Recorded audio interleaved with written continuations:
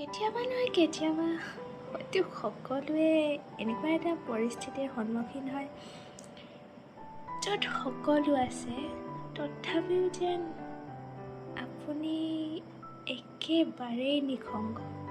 সকলো থাকিও ভিৰৰ মাজতো আপুনি যেন অকলশৰীয়া। সকলো পায়ো যেন আপোনাৰ একোৱেই নাই, হয়নে কেতিয়াবা? আনকি এনেকুৱা হয় য'ত আমি নিজক বিচাৰিব লগা হয়, য'ত আমি নিজকো হেৰাই পেলাওঁ, হয়তো কিবা পোৱাৰ স্বাৰ্থত, হয়তো কাৰোবাক পোৱাৰ স্বাৰ্থত।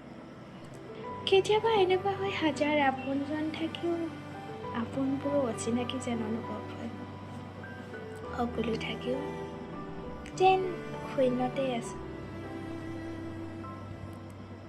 মানুহৰ হয়তো এয়া এই কাৰণেই হয় কাৰণ মানুহে যিমান পালেও আৰু তাতোকৈ বেছি বিচাৰে হ'লে মানুহৰ আশা আকাংক্ষাবোৰৰ যেন সমাপ্তি নাই। যিমান পাইছে সদায় তাতোকৈ বেছি বিচাৰে। আজি এইটো নাই, কালি সেইটো নাই, অভিযোগবোৰ যেন শেষেই নহয় মানুহৰ জীৱনত। হয়তো এয়া প্ৰত্যেকজন ব্যক্তিৰে নেচাৰ হয় আৰু থাকিবই বাৰু।